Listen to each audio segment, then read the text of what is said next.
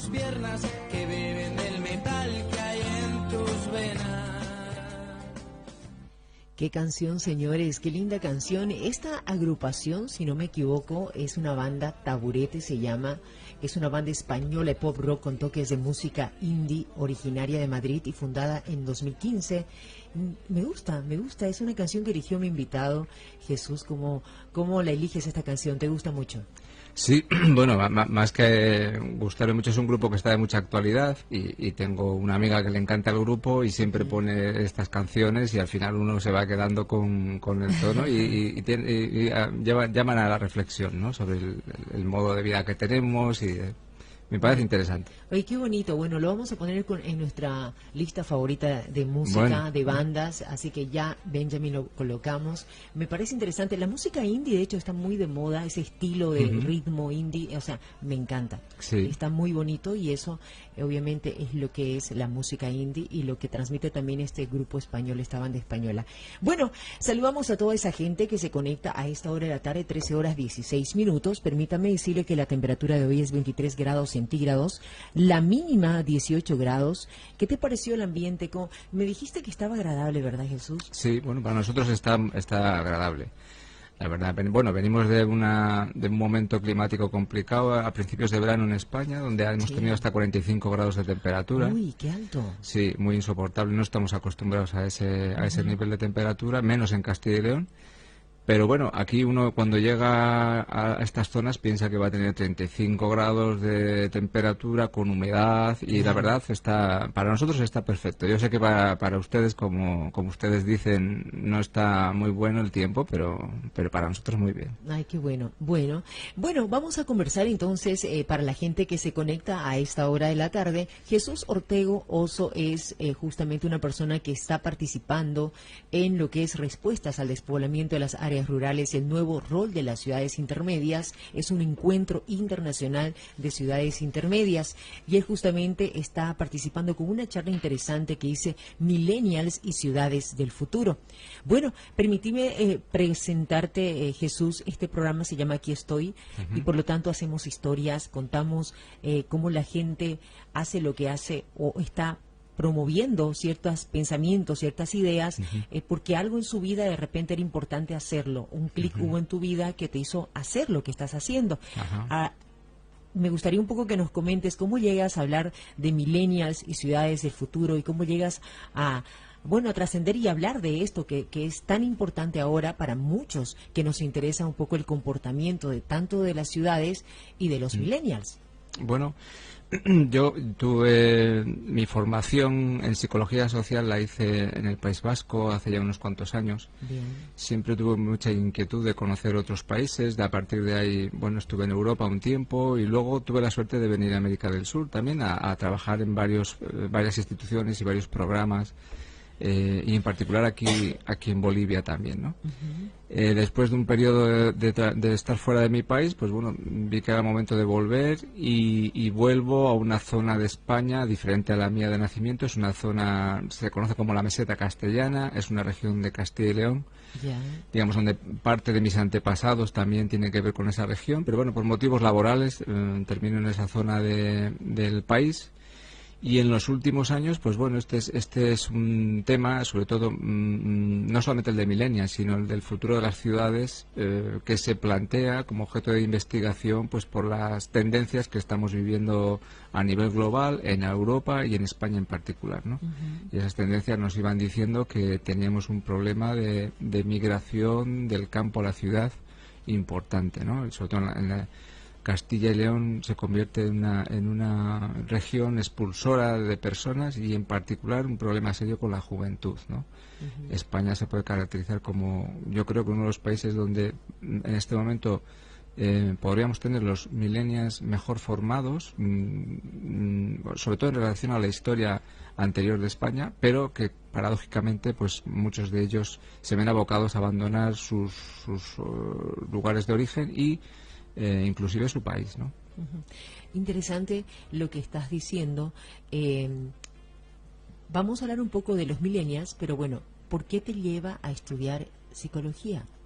Psicopedagogía, ¿correcto? Psicología social. Psicología social. Psicología social. Sí. La psicología social es un área de la psicología. No es muy conocida en general. Es un área tiene un límite entre la psicología y la sociología, valga la redundancia.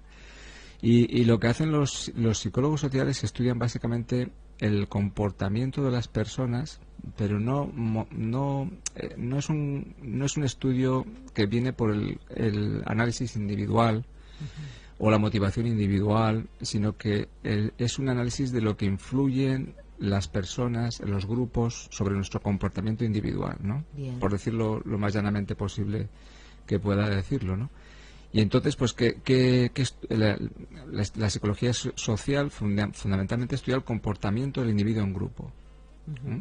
Sus métodos, sus objetos de investigación, pues son diferentes a los de la psicología clínica, y también son diferentes a los de la sociología, ¿no? Que tiene, digamos, otros marcos teóricos y otros focos de estudio, ¿no?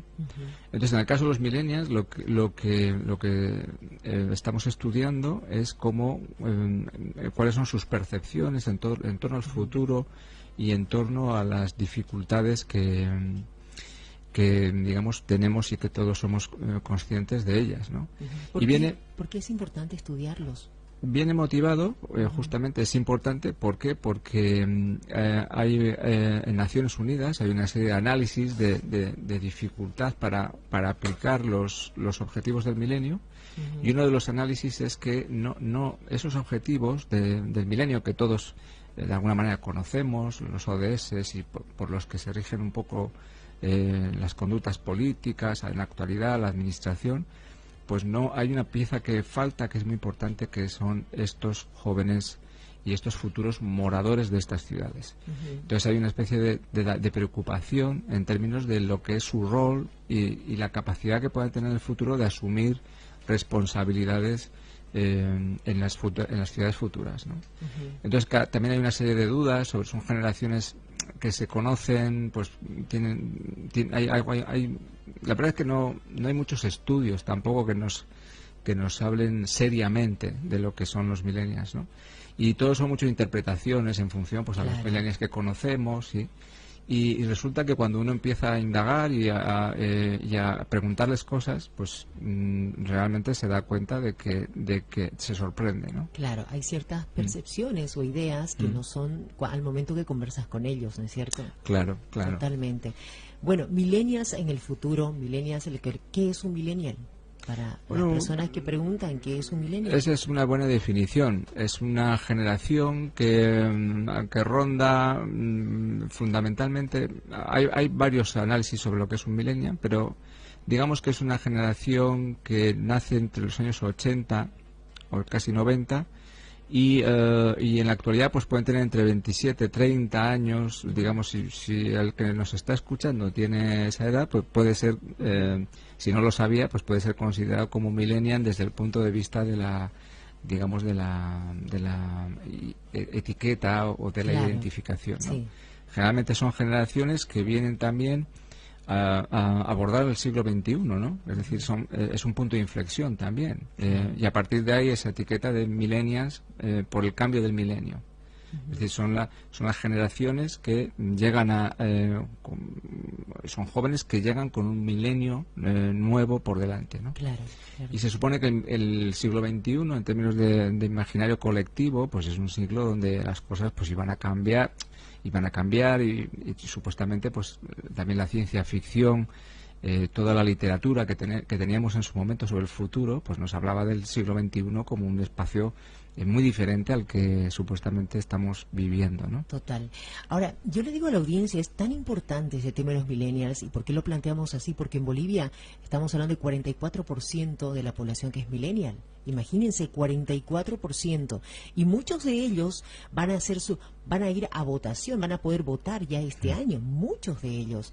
Es decir, ¿cómo piensan estas personas que al fin y al cabo, dentro de cuántos, 10 años y un poco más, serán de repente personas que van a liderar naciones, que van a estar al mando de países, de ciudades? Entonces, es importante pensar quiénes son estos millennials Y bajo después, cuando nosotros, es decir, cuando nosotros seamos ancianitos, ellos van a estar liderando la nación. Entonces, saber en manos de quién vamos a estar de aquí un buen tiempo. Yo creo que eso es importante. Pues sí, la verdad que es un ámbito de curiosidad también, ¿no? Claro. Porque al no ver muchos estudios sobre los millennials, también hay una serie de incógnitas sobre su rol social, sobre si van a ser ellos capaces de asumir, digamos, los retos tan importantes Exacto. que se nos presentan en este siglo XXI, que todos conocemos. Es un punto de inflexión no solamente por el cambio de milenio, sino por las cosas que están ocurriendo, ¿no? Exacto. En términos de modelo tecnológico, de las tecnologías de la información, inclusive de equilibrio climático, ¿no? Que plantea una, y no solamente, hoy lo decían los datos del BID, de situación real de la sociedad en el planeta, ¿no? Claro, el caso de Greta, por ejemplo, que es una adolescente que se empernó, que se quedó ahí para que la escuchen, ¿no es cierto? Y ahora hay un movimiento a nivel mundial por el tema del medio ambiente, la defensa del medio ambiente, que es Sí. realmente interesante, de lo que ha provocado esta millennials, ¿correcto? Ahí hay un punto de inflexión en términos de la influencia de estos actores que en política pública pues no eran considerados hasta que de repente lideran movimientos que son globales, Exacto, ¿no? exacto. Y podemos ver a Greta, por ejemplo, que llega a las Naciones Unidas a dar un discurso muy interesante sobre lo que ellos quieren para su futuro, ¿no? Fundamentalmente ellos piden que no les dejen un mundo peor del que ya tenemos y aluden a la responsabilidad de los gobernantes y de los adultos, entre comillas, para que no vayamos a un escenario mucho peor, ¿no? Total. El caso de Greta pues es un caso que puede escenificar muy bien esta dificultad que puedan tener los millennials que quieran hacer cosas, ¿cierto? Porque no es que no estén involucrados y no es que ellos no quieran actuar, quizás sus parámetros de actuación son diferentes, ¿no? Claro. Es decir, pues bueno, las redes sociales es un espacio donde ellos se mueven muy bien, pero la realidad concreta y cotidiana es que el que va a hacer una ciudad mejor o peor es un político normalmente y al cual yo tengo que votar, ¿no? Exacto. Y entonces pues ahí se plantean una serie de análisis sobre qué piensan los millennials de la política, qué piensan del medio ambiente, qué piensan de las ciudades, dónde se irían a vivir, ¿no? Que es un poco lo que hemos intentado desarrollar en este estudio, ¿no? Y bajo tu experiencia nos contabas un poco acerca de ese despoblamiento de jóvenes que quieren irse de España, que quieren irse de sus ciudades, pero no es porque quieran irse en realidad, sino que hay factores que los hacen salirse de sus ciudades. Sí. Eso lo vamos a conversar después de la pausa. Estamos hablando, señores, de millennials y ciudades del futuro. Me gusta mucho conversar justamente con Jesús Ortego, que es una persona que estudia justamente estos comportamientos y que le ha llevado, digamos, a arrojar datos bastante interesantes que lo vamos a conocer después de la pausa. 13:28, 721-22-122 es la línea WhatsApp. Nos vamos a una pausa. Inocencia, pero no le quedan medias. A ella le gusta vestir smoking, vaqueros, bambas, cherokee, sonrisas de primavera. ¡Qué linda canción! Me encantó, me enamoré de Taburete, te contaré. Bueno, él Me encantó. está muy de moda y tiene muchos seguidores y en los conciertos arrasa, vamos, lo hacen muy bien, sí. Qué bien, estoy leyendo más de Taburete, la verdad que sí, va a ser parte de nuestro repertorio en Aquí Estoy. Gracias Jesús por regalarnos Taburete. Bueno, estoy conversando con Jesús Ortego Osa de Real Lab. ¿Qué es Real Lab? Bueno, el Real Lab es un grupo de investigación reconocido. Dentro de la universidad hay unas estructuras y esta es una de ellas, es un grupo de investigación. Bien. Y entonces en los campus universitarios hay investigadores que deciden asociarse para investigar temas concretos. Y en este tema el coordinador es Jesús Valero, que tuvo la ponencia también desde el punto de vista de la sociología. Yo vine con él en este viaje. Y con él estamos trabajando en el proyecto Polis, que es un proyecto que intenta entender las ciudades del futuro. Polis, sí, porque quizás el modelo de ciudad más, no interesante, pero sí muy estudiado y realmente muy valorado, fueron las antiguas polis griegas, ¿no? En teoría la cuna de la democracia y en los sistemas, digamos, de organización y de... Entonces el concepto de polis es un concepto interesante en términos sobre todo ideológico, de recuperar parte, porque eran ciudades muy diferentes a las que tenemos ahora, pero parte de la filosofía subyacente en esos espacios, ¿no? Qué interesante. Bueno, polis, voy a leer en Wikipedia, por si acaso, es la denominación dada a las ciudades-estado independientes de la antigua Grecia. Exacto. Surgidas en la Edad Oscura mediante un proceso de agregación de núcleos y grupos de población denominado cinecismo. Bien, pues es ahora mismo las ciudades intermedias podrían estar jugando ese rol, claro, de agrupar a núcleos poblacionales que están... y la filosofía que subyace es esa, ¿no? De decir, bueno, nosotros hemos coincidido con el CEPAD porque nos encontramos después de mucho tiempo. Ellos estaban estudiando las ciudades intermedias y nosotros no las llamábamos ciudades intermedias como tal, ¿no? Estábamos intentando buscar ciudades que fueran la última frontera para el desarrollo humano sostenible, ¿no? Son ciudades donde a partir de ahí ya tú entras en un territorio muy hostil, ¿no? Tú sales de una ciudad cercana, por ejemplo, que tenéis aquí, y llega uno a Santa Cruz y de repente para el extranjero es una ciudad con dificultad, ¿no? Porque bueno, hay 9 anillos. ¿Esas son las ciudades intermedias? ¿Qué es una ciudad intermedia? Bueno, pues hay todo un debate también. Hoy había una ponencia sobre lo que entiende el CEPAD por las ciudades intermedias. Ellos analizan diferentes variables. En Europa, por ejemplo, una ciudad intermedia es una ciudad que no pase de 500.000 habitantes. Por ejemplo, eso es un criterio, ¿no? Sí. La Unión Europea dice una ciudad intermedia es una ciudad que no pasa de tantos habitantes. Bien. Luego hay otra serie de criterios, ¿no? Que puede tener con su posición en el territorio, ¿no? Y aparte de poblacional, pues su situación estratégica, ¿no? Pero bueno, en general son ciudades, por decirlo de alguna manera, que no han sido fagocitadas o absorbidas por estos acumuladores de energía como la ciudad de Santa Cruz, que se va comiendo todas las ciudades. Yo me acuerdo hace muchos años que vine a Santa Cruz, que todavía el aeropuerto estaba lejos de la ciudad, ¿no? Pero bueno, ahora llegas al aeropuerto y de repente, ¡pum!, ya enseguida te metes en el 9º anillo, creo que ya estáis, ¿no? Claro. Entonces, estos acumuladores de personas y de territorio, porque la ciudad va ampliando y las que se salvan de ese proceso son ciudades intermedias porque están entre esta mega ciudad y núcleos poblacionales mucho más pequeños, ¿no? Qué interesante. Bueno, estamos hablando de millennials y ciudades del futuro. Un poco nos asentamos a estas ciudades intermedias porque también es importante conocerlo, porque es parte de lo que se va a vivir también en el futuro y lo que se está también de una u otra manera tratando de desarrollar, es decir, un desarrollo de lo que está pasando en diferentes ciudades, las experiencias que se tienen en diferentes puntos, también en diferentes países, en el caso de España. Hablamos, en el caso de ustedes, el despoblamiento de millennials migrando a otros lugares, ¿verdad? Sí. Bueno, no solamente millennials, ¿no? Digamos, el problema afecta a todo tipo de grupo etario, ¿no? La gente... Sí.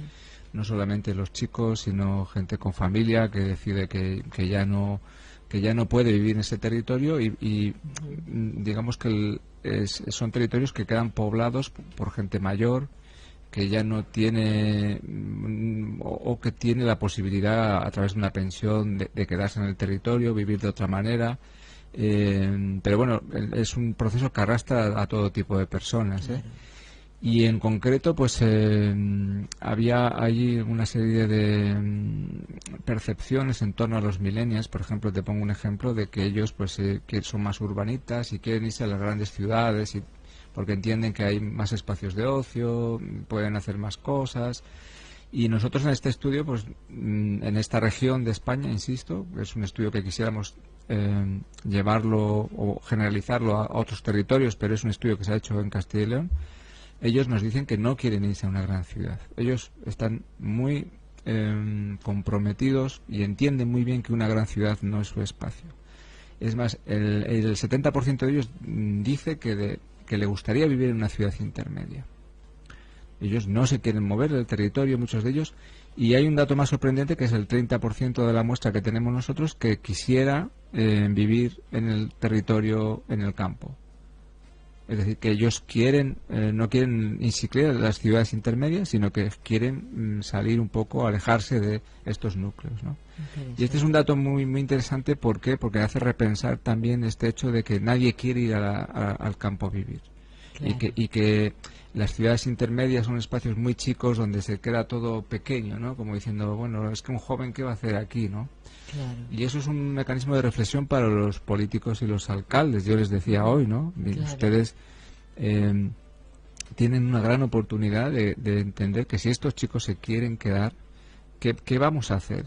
¿Qué podemos hacer para que no se vayan? ¿Qué opciones les dan a los chicos, no es cierto? Sí. Y para ello tienes que saber qué es lo que ellos quieren, cómo son en su esencia, ¿no es cierto? Sí, tú decías al principio algo muy importante, que la sonrisa transforma todo lo que hay en tu entorno, sí. Y para los psicólogos en realidad es la motivación, ¿no? Esa motivación, esa actitud transforma. Entonces, si tú quieres quedarte en un territorio, tú lo vas a transformar igual. Claro. Esa actitud de decir, bueno, y si yo me quiero ir a una gran ciudad, pues iré a una gran ciudad, veré el modelo de vida.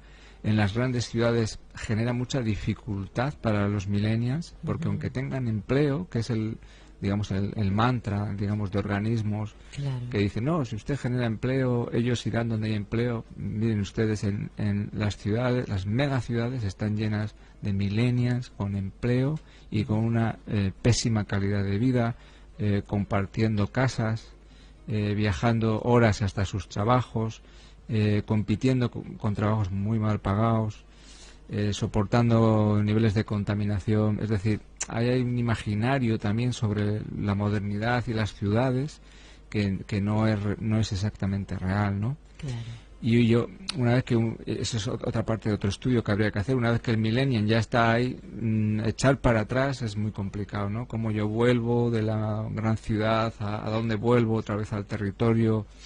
Y entonces insistimos en este concepto, que es que realmente el desarrollo humano sostenible, que tiene que ver con la calidad del aire, con las cosas muy banales que teníamos, nuestra red de amistades, nuestro capital social próximo, que eso lo pierdes absolutamente en una gran ciudad. Total. Una gran ciudad que en los años 70 motivó también una gran migración de la población, escapando de conductas culturales que, bueno, la ciudad representaba un sitio donde nadie te conocía. Exacto. Donde tú podías tener una vida diferente, había oportunidades laborales, en los años 70 en España en concreto. Entonces uno escapaba un poco también de los contextos rurales por un tema cultural. ¿Crees que ahora eso ha cambiado? Pues, ¿crees que ahora se está buscando más ciudades intermedias de repente? Lo que nos dicen los millennials que estudiamos en esta tierra, en el campus palentino, es que ellos se quieren quedar.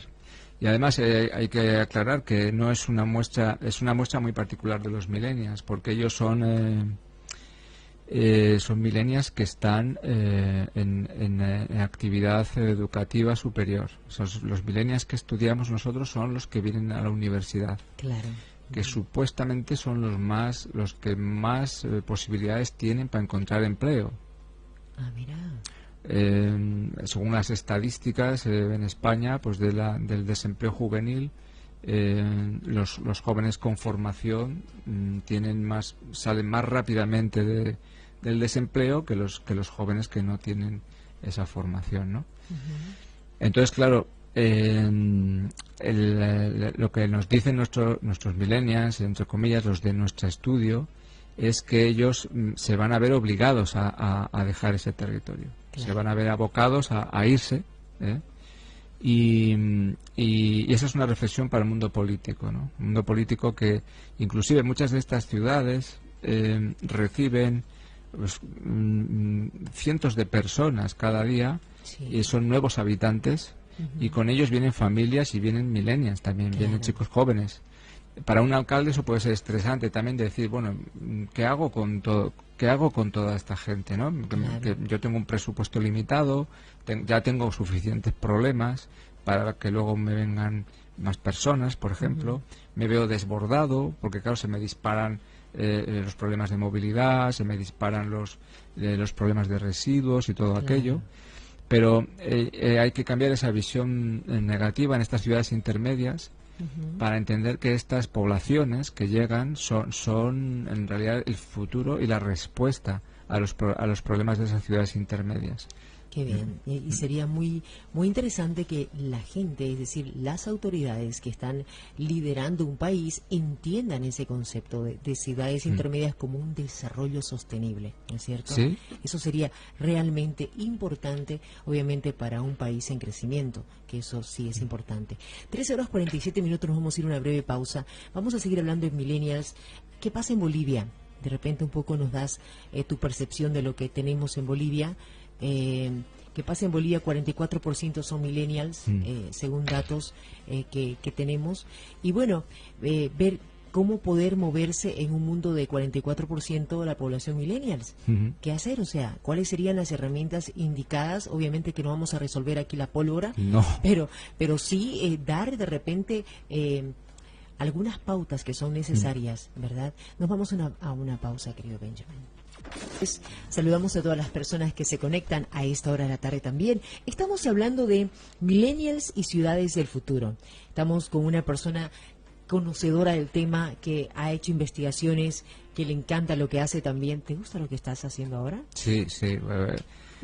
Tú lo decías también, ¿no? Uno tiene que, cuando uno hace lo que le gusta, se nota además que está feliz y además que puede hacer imposibles también, ¿no? Es como Carlos Hugo, yo le decía hoy, es un mago porque movilizar ese congreso no es nada fácil. Claro. Y lo ha conseguido y eso es porque le gusta mucho a él y te tiene que gustar. Sí. Yo creo que sí, ¿no es cierto? Bueno, estoy hablando con Jesús Ortego Osa, quien es parte justamente de un grupo de investigación. Él es psicólogo social, ya lo aprendí, ¿ves? Ya no te estoy diciendo otra cosa, pero psicólogo social, ¿por qué? Porque estudia justamente el comportamiento de ciertos grupos, en este caso hablamos de millennials. ¿Qué pasa en Bolivia? 44% de millennials en Bolivia. ¿Qué es lo que realmente se debe tomar en cuenta ante este número, esta cifra que estamos arrojando y ante un escenario en lo que vivimos actualmente en Bolivia? Pues bueno, yo la verdad es que hace mucho tiempo que no venía, que no estaba en Bolivia. La pregunta que yo me haría es que vienen las propuestas de los líderes políticos. Exacto. Para los millennials. O sea, ¿cuál es la propuesta para estos jóvenes que tienen que planificar su futuro?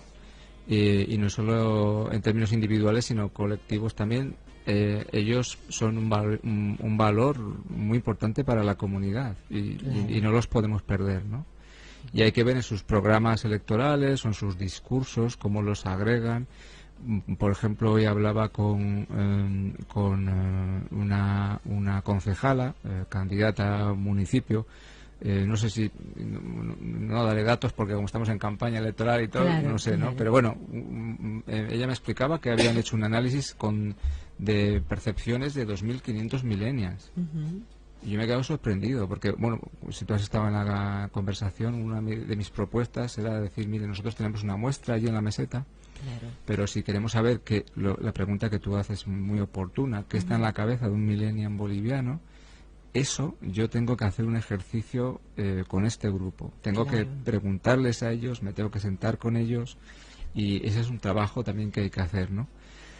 Entonces ella me decía, mira, hemos hecho este estudio con esta muestra y tal, y digo, perfecto, porque a mí me interesa mucho ese estudio, aunque no utilicéis el mismo instrumento que nosotros, porque probablemente el resultado del estudio sea muy similar. Y ella me decía que efectivamente, salvando la variable política, que parece que en esa parte del territorio, la zona del altiplano, lo puedo decir, bueno, es Potosí, los millennials sí que están involucrados políticamente, según ella, ¿no?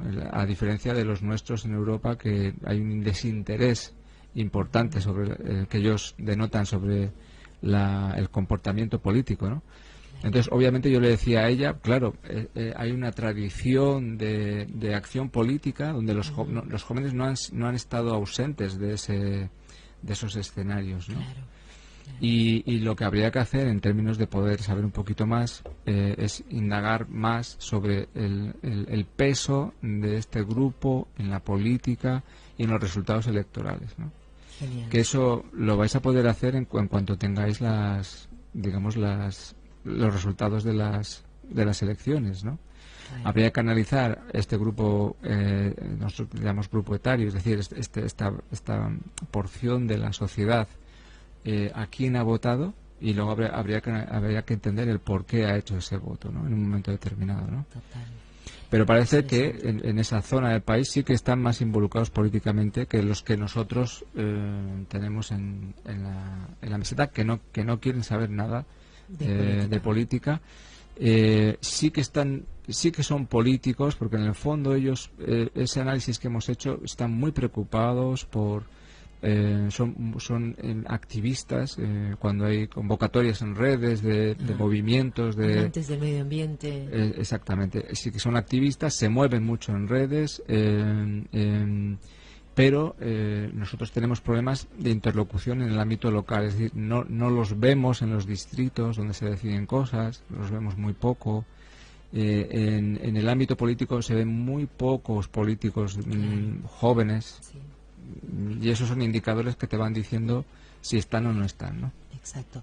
La verdad que sí, hace falta un estudio concienzudo, así como lo hicieron en España, de ver exactamente, pero se coincide en cierta forma de ver que el perfil de un millennial obviamente es un activista en potencia, maneja redes sociales, no le interesa la política. Entonces, hay que hacer de repente, ¿qué hacer para motivar? ¿Qué hacer para atraer a estos jóvenes, obviamente, para que puedan trabajar en pro de su comunidad, en pro de su país también, ¿no es cierto?